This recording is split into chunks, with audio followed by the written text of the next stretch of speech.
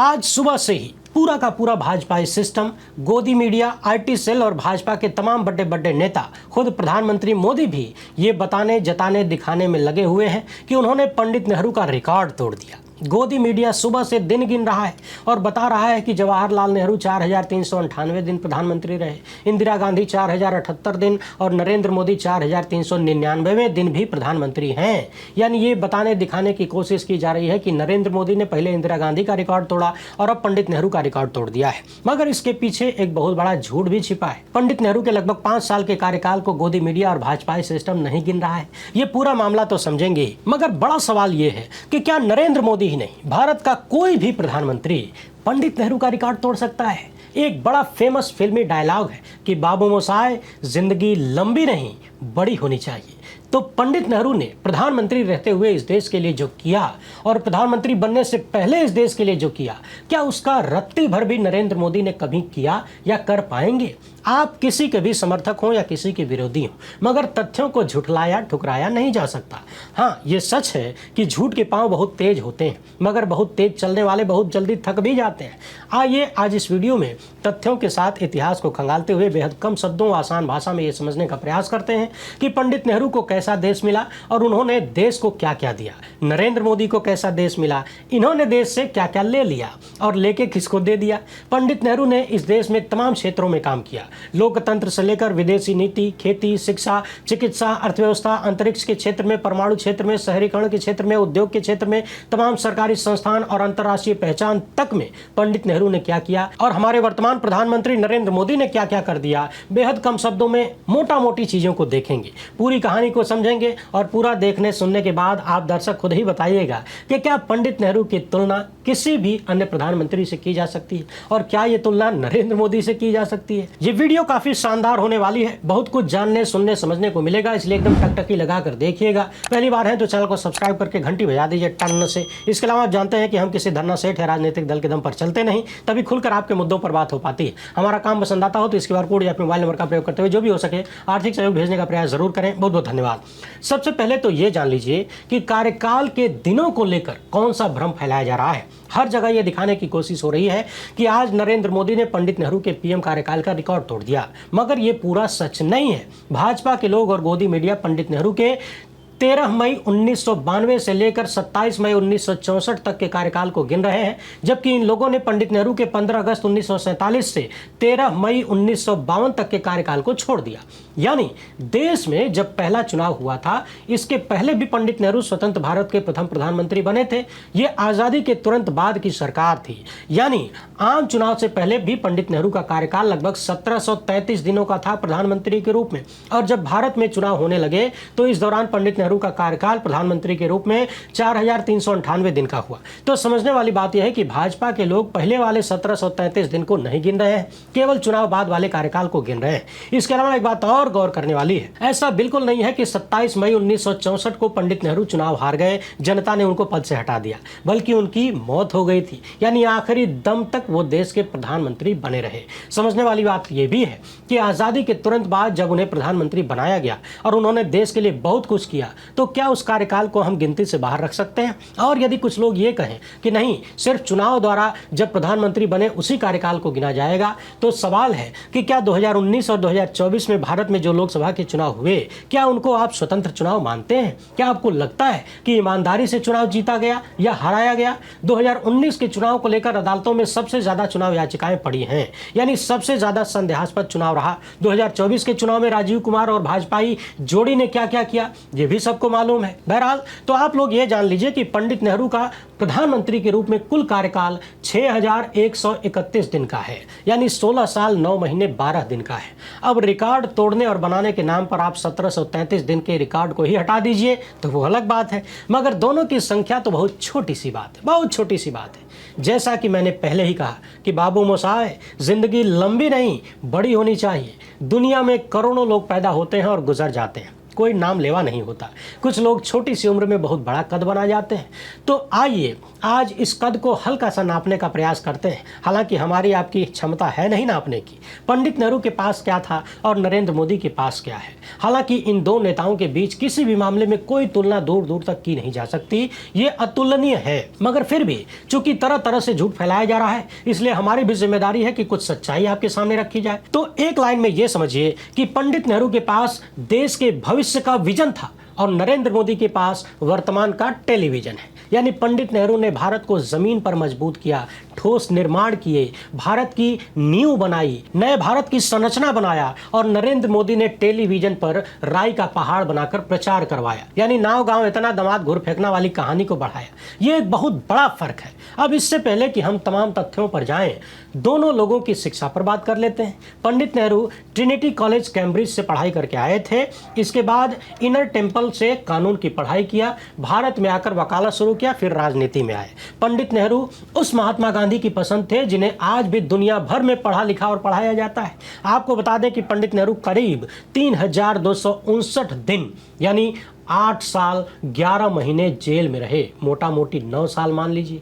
9 साल इन्होंने भारत के लिए जेल काटा और कभी कोई माफीनामा नहीं लिखा अंग्रेजों को, न तो अंग्रेजों से पेंशन मांगा। क्या नरेंद्र मोदी का ऐसा कोई इतिहास है कि इन्होंने किसी आंदोलन में हिस्सा लिया हो, किसी जन आंदोलन को खड़ा किया हो, जनता के मुद्दे पर कोई बड़ी लड़ाई लड़ी हो जनता के लिए? नहीं। उल्टे नरेंद्र मोदी का इतिहास यह है कि सत्ता मिलने के बाद इन्होंने किसानों के आंदोलनों को कुचल दिया, युवाओं के आंदोलन को कुचलने का प्रयास किया।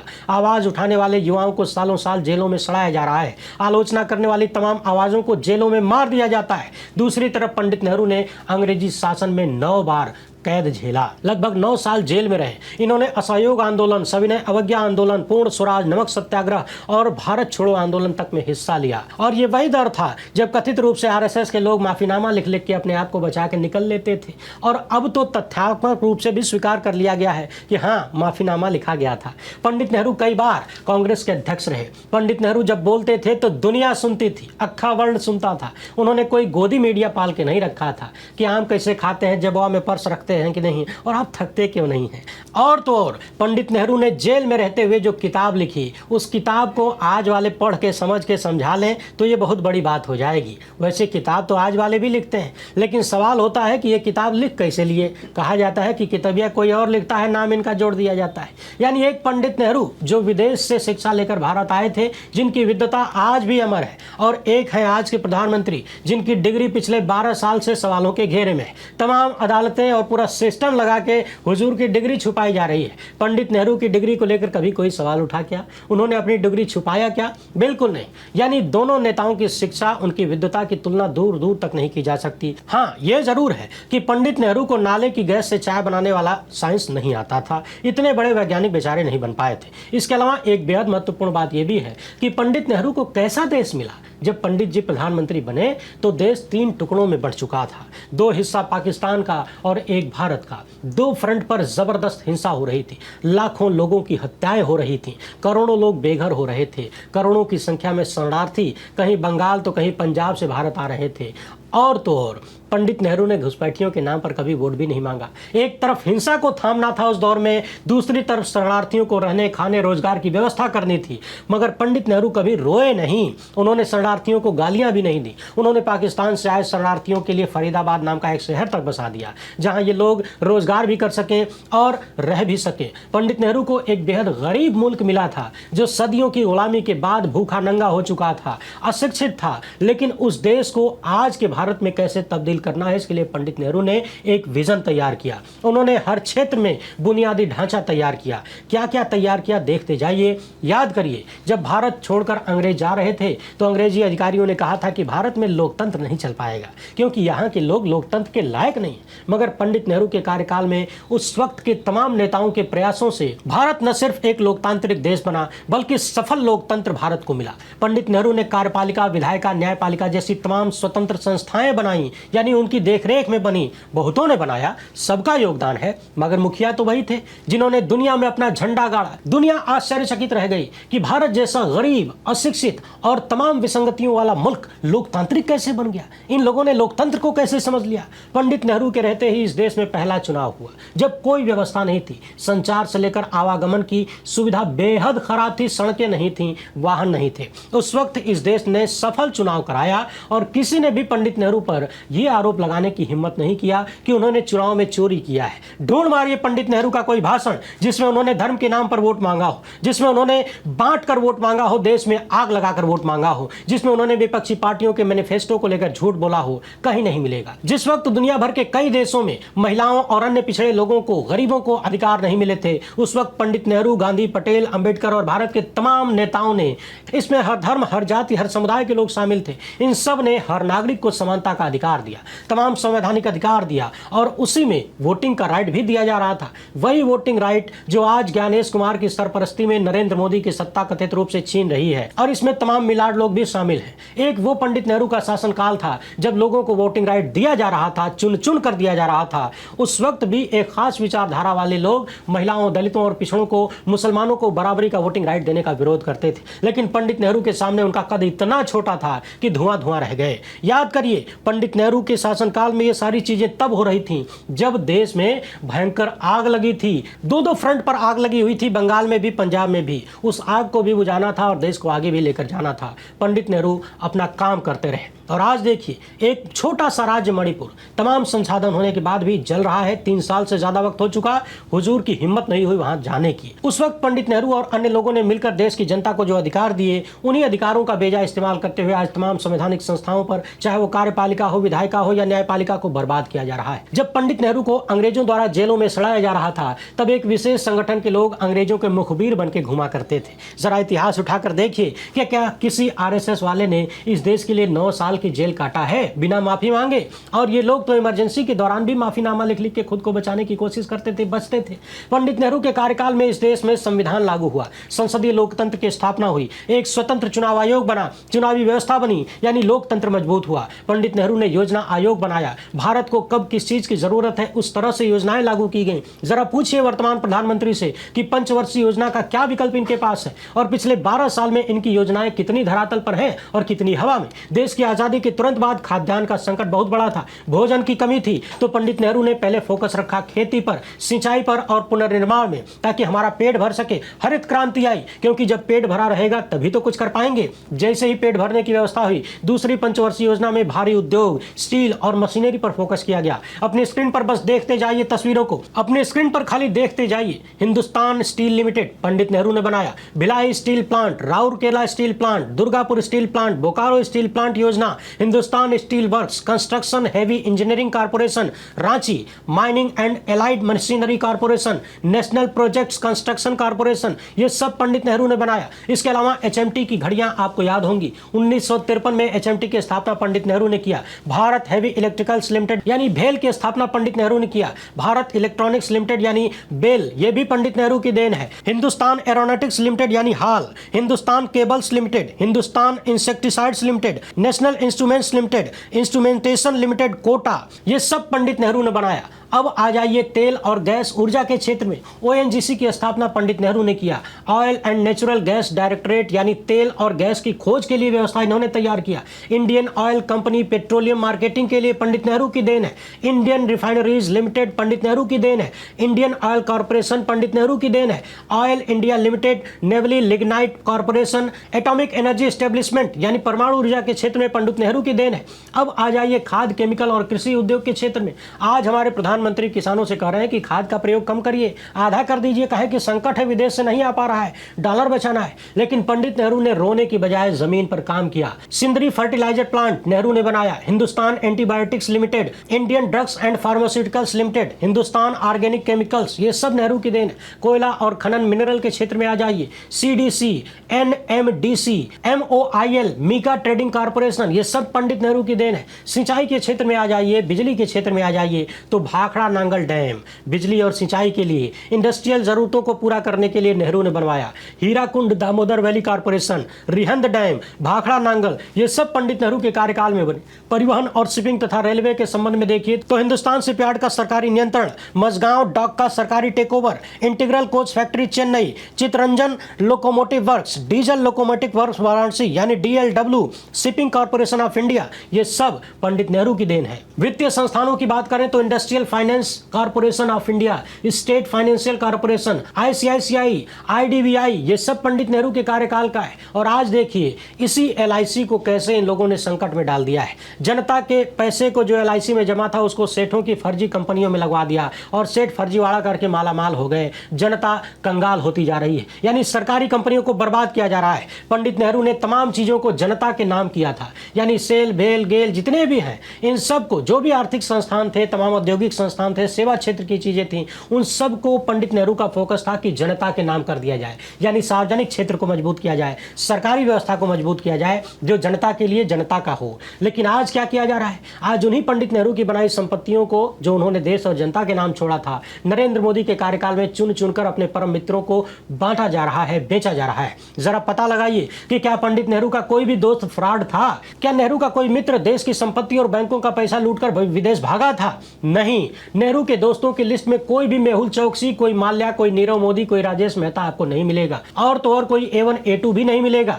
बेशक पंडित नेहरू ने देश के व्यापारियों को भी, उद्योगपतियों को भी बढ़ावा दिया, लेकिन उन्होंने सरकारी संपत्तियों को बेचकर उन्हें नहीं बढ़ाया। कंपटीशन पैदा किया कि आप भी बढ़िए, सरकारी संपत्ति भी बढ़े। आपको एक भी ऐसा सेठ का नाम नहीं मिलेगा कि जिस पर दुनिया का सबसे बड़ा कथित फ्रॉड करने का आरोप लगा हो और वो पंडित नेहरू का करीबी हो। आपको कहीं भी ऐसी कहानी नहीं मिलेगी कि पंडित नेहरू ने ऐसे किसी कथित फ्रॉड सेठ को बचाया होगा, अपने मित्र को बचा लिया होगा। ढूंढिए, देखिए कुछ मिलता है क्या?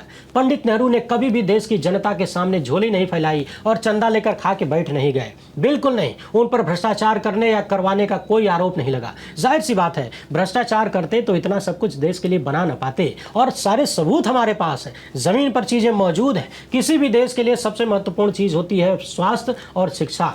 पंडित नेहरू ने स्वास्थ्य के क्षेत्र में एम्स जैसा संस्थान बनाया। आज भी तमाम भाजपाई लोग जब बीमार पड़ते हैं, RSS के लोग बीमार पड़ते हैं, तो उसी दिल्ली के एम्स में जाते हैं। स्वर्गीय अटल बिहारी वाजपेयी से लेकर नरेंद्र मोदी तक के आज तक के लगभग 18 साल के कार्यकाल में एक भी ऐसा अस्पताल ये लोग नहीं बनवा पाए जहां BJP और RSS के नेता जाके अपना इलाज करवा सकें, चाहे प्राइवेट हो चाहे सरकारी। आज भी ये लोग पंडित नेहरू के बनाए हुए अस्पताल में जाके ही इलाज करवा पाते हैं, उसी पर भरोसा होता है। नेहरू के ही कार्यकाल में चंडीगढ़ का PGI बना था। पंडित नेहरू ने जो चिकित्सा की बुनियाद तैयार किया, उस वक्त भारत के डॉक्टर पूरी दुनिया में हाई डिमांड में रहा करते थे, यानी भारत के डॉक्टर, इंजीनियर या फिर मैनेजमेंट की पढ़ाई किए हुए लोग दुनिया भर में पूछे जाते थे। आज का हाल देखिए, 39% IITians को प्लेसमेंट नहीं मिल रही है, यानी नौकरी नहीं मिल रही है। ये स्थिति हो गई है। आज हमारे डॉक्टर को कौन पूछेगा भाई, जब नीट का पेपर ऐसे लीक होता रहेगा? दुनिया वाले कहेंगे कि अरे ये सब चोर डॉक्टर हैं, पेपर आउट करा के, फर्जी करके, नकल करके डॉक्टर बने हुए हैं। पंडित नेहरू का विजन था कि उन्होंने IIT Kharagpur, IIT Bombay, IIT Madras, IIT Kanpur, IIT Delhi की नींव रखा। पंडित नेहरू ने देश भर में बड़े बड़े विश्वविद्यालय तैयार किए, UGC कानून बनाया, और आज उन्हीं के विश्वविद्यालयों को भाजपाई सत्ता गालियां देती है। वहां पर एक से बढ़ के एक निठल्ले लोगों को बिठा दिया गया ताकि बर्बाद किया जा सके, विश्वविद्यालय की शिक्षा को बर्बाद किया जा सके। वहां पर आए दिन बवाल करवाया जाता है, विश्वविद्यालयों को आतंकवादियों का अड्डा बताया जाता है, बोलने वाले छात्रों को जेलों में रखा जाता है। अपनी दूरगामी सोच के कारण मैनेजमेंट के क्षेत्र में पंडित नेहरू ने IIM कोलकाता, IIM अहमदाबाद की स्थापना किया। पंडित नेहरू के कार्यकाल में भारत को परमाणु ऊर्जा के क्षेत्र में काम करने का अवसर मिला। उन्हीं की देन है कि आज हम परमाणु संपन्न देश हैं, आज हमारे पास परमाणु बम है। पंडित नेहरू ने परमाणु विभाग यानी डिपार्टमेंट ऑफ एटॉमिक एनर्जी बनाया, परमाणु अनुसंधान शुरू किया। पंडित नेहरू के कार्यकाल में ही इनकोस पार की स्थापना हुई, जिससे बाद में इसरो कहा गया, और आज इसी इसरो की मेहनत का फल वर्तमान सत्ता अपने परम मित्रों सेठों को पहुंचाना चाहती है। पंडित नेहरू के कार्यकाल में संस्कृति के क्षेत्र में साहित्य अकादमी बनी, संगीत नाटक अकादमी बनी, ललित कला अकादमी बनी, मीडिया और शिक्षा के क्षेत्र में FTII फिल्म्स डिवीजन जैसे ढांचे तैयार किए गए। रक्षा अनुसंधान के लिए पंडित नेहरू ने DRDO की स्थापना किया, तेल और गैस के लिए ONGC की स्थापना किया, तमाम स्टील प्लांट और अन्य चीजों को अभी थोड़ा बहुत मैंने आपको गिनवाया, ये थोड़ा बहुत है, अभी तो बहुत कुछ है गिनने के लिए। भारी उद्योग में पंडित नेहरू ने क्या क्या किया। सांख्यिकी के क्षेत्र में पंडित नेहरू ने इंडियन स्टैटिस्टिकल इंस्टीट्यूशन को बढ़ावा दिया। विज्ञान के क्षेत्र में CSIR को बनाया, राष्ट्रीय प्रयोगशाला बने ताकि भारत में रिसर्च और डेवलपमेंट हो, और इसी R&D के के नाम पर आज भारत में क्या है, गलगोटिया यूनिवर्सिटी। चीन से रोबोट खरीद के अपना बता देते हैं। जरा बताएं ये भाजपाई की पिछले 12 साल में और उसके पहले 5-6 साल के कार्यकाल में भाजपाई शासन ने ऐसी कौन सी यूनिवर्सिटी भारत में बनाई जिसकी पहचान दुनिया में हो। आज दुनिया में हम टॉप की सैकड़ों यूनिवर्सिटीज में भी नहीं आते। यानी संगठित तरीके से शिक्षा और स्वास्थ्य को खराब किया गया। 5 लाख तक का इलाज बीमा देने की बात करते हैं, मगर सरकारी अस्पतालों को ठीक नहीं करते, उनको बर्बाद किया जाता है। ये सारा सिस्टम इसलिए है ताकि बीमा के नाम पर भ्रष्टाचार किया जा सके। टारगेट आपको मुफ्त इलाज देना नहीं, आपको इलाज देना नहीं, बल्कि चोरी करना है आपके पैसों की। पंडित नेहरू ने उस जमाने में चंडीगढ़ जैसा आधुनिक शहर बसा दिया और आप भी तो 100 स्मार्ट सिटी का नारा लेकर आए थे। जरा दिखा दीजिए एक कोई स्मार्ट सिटी जो आपने बनाया हो और उसे स्मार्ट सिटी कहा जा सके। आपने तो जिस शहर इंदौर को लगातार स्वच्छ होने का इनाम दिया वर्षों तक, उसी शहर में गंदा पानी पीकर दर्जनों लोग मर गए। भाजपाई लोग विदेश नीति की खूब चर्चा करते हैं कि हमारी विदेश नीति बहुत मजबूत है, दुनिया में हमारा भौकाल है, मगर हकीकत ठीक उलट है। पंडित नेहरू से किसी भी मामले में तुलना नहीं की जा सकती। लेकिन याद दिला देता हूं, कोरिया युद्ध के समय पंडित नेहरू ने मध्यस्थता की और सफलता मिली। सुएज संकट के समय पंडित नेहरू ने मिस्र पर ब्रिटेन, फ्रांस, इजराइल के हमले का विरोध किया, स्पष्ट विरोध किया और खुलकर कहा कि यह गलत है। किसी से डरे नहीं, झुके नहीं, मध्यस्थता की और काम आया। कांगो संकट के समय भारत ने खुलकर अपना स्टैंड लिया। फिलिस्तीन के मामले पर भी पंडित नेहरू ने खुलकर बोला। इंडो चाइना मामले पर भी भारत ने अपनी भूमिका निभाई, मगर कभी गोदी मीडिया में प्रचार नहीं करवाया कि हमने एक फोन पर युद्ध रुकवा दिया, हमको वोट दे दो। पंडित नेहरू ने अपने आप को अमेरिका और सोवियत संघ दोनों से अलग रखा, गुट निरपेक्षता की नीति अपनाई, ऐसी नीति जिसे आज दुनिया के सैकड़ों देश अपनाते हैं। पंडित नेहरू ने विदेश नीति के मामले पर पंचशील की व्यवस्था दी और किसी के सामने झुके नहीं। और आज देखिए, ट्रंप के एक घुड़की आने पर रूस से तेल खरीदना बंद हो जाता है और हिम्मत नहीं होती एक शब्द बोलने की। ट्रंप की कथित धमकी मिलते ही ऑपरेशन सिंदूर बंद कर दिया जाता है, सेना का मनोबल कमजोर कर दिया जाता है। हुजूर मान जाते हैं कि हम आपसे 500 अरब डॉलर का सामान खरीदेंगे हुजूर, न जाने कौन सी फाइल इनके पास, ट्रंप के पास है इनकी। नेहरू के समय जब चीन ने आक्रमण किया तो नेहरू डरे नहीं, भागे नहीं, वो लड़े। जीत और हार अलग की बात होती है, नेता का काम होता है हिम्मत दिखाना। नेहरू ने यह नहीं कहा कि न कोई घुसा है, न कोई घुसा हुआ है, न हमारी जमीन किसी के कब्जे में। उन्होंने सच को सच की तरह स्वीकार किया। आज जब चीन हमारा लगभग 4000 स्क्वायर किलोमीटर जमीन पर कब्जा कर लेता है तो नरेंद्र मोदी आकर कथित झूठ बोलते हैं कि न कोई घुसा है, न कोई घुसा हुआ है। उसमें भी चीन का नाम लेने की हिम्मत नहीं होती है। एक तरफ चीन इतना सब कुछ करता है और हम उसी चीन से व्यापार तक बंद नहीं कर पाते, चीन से व्यापार खोल देते हैं, उसी चीनी कंपनियों से पीएम केयर फंड में चंदा लेके खा के बैठ जाते हैं। ध्यान देने वाली बात यह भी है कि चीन ने आज तक अपने एक भी पब्लिक सेक्टर को बेचा नहीं है, न ही किसी व्यापारी को औने पौने दाम पर भेंट कर दिया। जबकि भारत में जब जब भाजपाई शासन आया तो इन लोगों ने जमकर सार्वजनिक संपत्तियों को, सेठों को लुटाया और जनता के पैसे से बनी हुई चीज अपने मित्र व्यापारियों को सौंप दिया। आप देखिए कि भारत के तमाम पड़ोसी देशों का हाल, यानी उनका भारत के साथ रिश्ता कैसा हो चुका है। नेपाल हमारे आम को उठा के फेंक देता है, जापान हमारा आम फेंक देता है, बांग्लादेश से हमारे रिश्ते सेठों के चक्कर में खराब हो गए, श्रीलंका, मालदीव जैसे देशों से हमारे रिश्ते कमजोर स्थिति में। ट्रंप की एक घुड़की के बाद हुजूर के जबान बंद हो जाती है। पुराने मित्र देश ईरान के सर्वोच्च नेता की हत्या पर भी हम एक शब्द नहीं बोल पाते, जिनपिंग तक का नाम नहीं ले पाते अपने जबान से। पाकिस्तान के नाम पर घुड़की देते हैं, लेकिन जब लड़ने की बात आती है तो ट्रंप की एक धमकी बर्दाश्त नहीं कर पाते। आर्थिक हालात देखें तो विदेशी निवेश खत्म होता जा रहा है, निर्यात घटता जा रहा है, बैलेंस ऑफ पेमेंट खराब हो चुका है और डॉलर के मुकाबले रुपया ऐतिहासिक गिरावट पर है। और तो और पिछले 12 साल में इन्होंने भारत के कर्जे को लगभग 4 गुना कर दिया है। खबरें चल रही हैं कि लगभग 200 लाख करोड़ से भी ज्यादा का कर्ज भारत पर हो चुका है और अगले साल तक ये कर्जा 220 लाख करोड़ के आसपास हो जाएगा। यानी डॉक्टर मनमोहन सिंह की सरकार जब गई थी तो देश पर 55 लाख करोड़ का कर्जा था और ये कर्जा लगभग बढ़कर धीरे धीरे अब 220 लाख करोड़ का होना चाहता है। यानी अर्थव्यवस्था का हाल खस्ता है। शेयर मार्केट कैप के मामले में भारत का स्थान 7वें नंबर पर खिसक चुका है। दावा करते हैं कि 7% की विकास दर है। अगर विकास दर इतनी अच्छी है तो महंगाई, बेरोजगारी, आर्थिक संकट क्यों है? रुपया क्यों गिर रहा है? सवाल है कि एशिया में किसी भी देश की करेंसी उतनी नहीं गिरी जितना रुपया गिर गया। उल्टे पाकिस्तान की करेंसी तो डॉलर के मुकाबले मजबूत हो गई, चीन तो और ज्यादा मजबूत हो गया, 3% से भी ज्यादा डॉलर के मुकाबले, लेकिन रुपया ऐतिहासिक रूप से गिर रहा है। इतना गिर रहा है कि प्रधानमंत्री को देश की जनता के सामने हाथ जोड़कर कहना पड़ता है कि डॉलर बचाइए, विदेश मत जाइए, सोना मत खरीदिए, विदेशी सामान मत खरीदिए। और सोने से याद आया, हाल ही में खबर आई कि भारत सरकार ने कथित रूप से देश का सोना बेच दिया। ध्यान रखिए कि किसी भी देश के लिए सबसे महत्वपूर्ण होता है स्वास्थ्य और शिक्षा। स्वास्थ्य का हाल क्या है सबको पता है, शिक्षा संगठित रूप से बर्बाद की जा रही, सारे पेपर लीक हो रहे हैं, फर्जी इंजीनियर, फर्जी डॉक्टर बन रहे हैं। आप सीबीएसई में बच्चों की लिखी हुई कॉपियां ढंग से जांच नहीं करवा सकते। आप दर्शक जरा इतिहास खंगालिए और पता लगाइए कि क्या पंडित नेहरू ने कभी किसी के सांसद तोड़े? क्या उन्होंने विधायक खरीदे? क्या उन्होंने डिप्टी स्पीकर का पद 7 साल तक खाली रखा सिर्फ इसलिए कि इससे विपक्ष को मजबूती न मिल जाए? क्या पंडित नेहरू के कार्यकाल में तमाम जज नेताओं के साथ घूमते फिरते थे, हलवा पूड़ी खाते थे?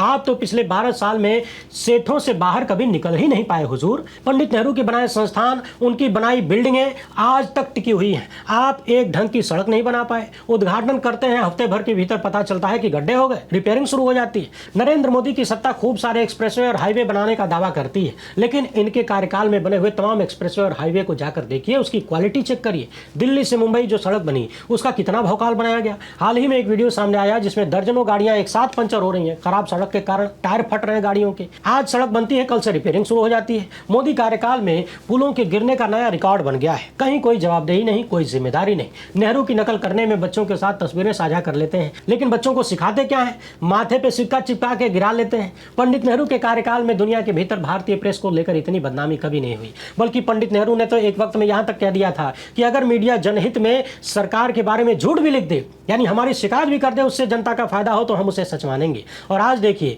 देश की जनता सच बोले तो उसी जनता को गोदी मीडिया द्वारा देशद्रोही बुलवा दिया जाता है। आज भारत का प्रेस ही भारत का सबसे बड़ा दुश्मन बना हुआ है गोदी मीडिया के रूप में। एक तरफ पंडित नेहरू ने कितने बड़े बड़े संस्थान बनाए, दूसरे तरफ नरेंद्र मोदी ने शौचालय बनाया। शौचालय बनाना कोई बुरी बात नहीं थी, लेकिन कैसा शौचालय बनाया? आज आप ग्रामीण क्षेत्रों में जाके घूम के देखिए, ज्यादातर शौचालय गायब हो चुके हैं, जिसका कारण है कि विजन की कमी थी। जिस देश में 80 करोड़ लोग मुफ्त राशन के भरोसे जिंदा हों, उस देश में आप सोचेंगे कि 12,000 दे के लोग अच्छा शौचालय बना लेंगे। 12,000 में कैसा शौचालय बनेगा? और वो 12,000 में भी मोटा कमीशन गांव का प्रधान खा गया। इससे बेहतर तो ये था कि गांव में सार्वजनिक शौचालय बन जाते, उसमें एक सफाई कर्मी को परमानेंट नौकरी भी मिल सकती थी। तो कुल मिलाकर सवाल यह है कि कितने दिनों तक कोई कुर्सी पर बैठा है, ये कोई रिकॉर्ड नहीं होता। उतने दिनों में सामने वाले ने क्या किया है, क्या बनाया है, रिकॉर्ड इस बात का होता है। लंबे वक्त तक कुर्सी पर बैठने का रिकॉर्ड आपकी व्यक्तिगत उपलब्धि हो सकती है, उससे आपको लाभ मिला, आप इतने सालों से करोड़ों रुपया हर महीने देश का अपने ऊपर खर्चा कर रहे हैं, लेकिन देश को आपने क्या दिया इतने सालों में, ये रिकॉर्ड मायने रखता है। आप पिछले 12 साल में न तो एक कायदे की यूनिवर्सिटी बना पाए, न तो एक विश्व स्तरीय अस्पताल बना पाए, न कोई सरकारी संस्थान खड़ा कर पाए, तमाम संवैधानिक संस्थाओं को कहीं ना कहीं बर्बाद किया आपने, न कोई बड़ा उद्योग पैदा किया, उल्टे बेचना शुरू करवा दिया। और भौकाल बनाते हैं कि इतना हवाई अड्डा बना दिया, लेकिन उनमें से कितने हवाई अड्डे बंद हो चुके हैं, उल्टे उनके रखरखाव पर करोड़ों रुपया खर्च हो रहा है फालतू में, उसका हिसाब नहीं देते। जनता को ट्रेन में जगह नहीं मिलती, आप प्लेन की हवाई बातें करते हैं। बेरोजगारी चरम पर है, महंगाई चरम पर है, ये भी तो आपका रिकॉर्ड ही है। और तो और, आप दुनिया के सबसे बड़े लोकतंत्र के प्रधानमंत्री होने का दावा करते हैं और 12 साल के कार्यकाल में एक प्रेस कॉन्फ्रेंस करने की हिम्मत नहीं दिखा पाए। काहे के लोकतांत्रिक प्रधानमंत्री? तो आप दर्शक बताइए कि क्या इन दो नेताओं के बीच कोई तुलना हो सकती है? और क्या जिंदगी बड़ी होनी चाहिए या लंबी होनी चाहिए? किसकी जिंदगी लंबी है, किसकी बड़ी है? कमेंट बॉक्स में जरूर बताइएगा। वीडियो पसंद आई हो तो ज्यादा से ज्यादा लोगों तक पहुंचाएं। पहली बार है तो चैनल को सब्सक्राइब कर लीजिए। हमसे जुड़ने के लिए बहुत बहुत धन्यवाद। जय हिंद।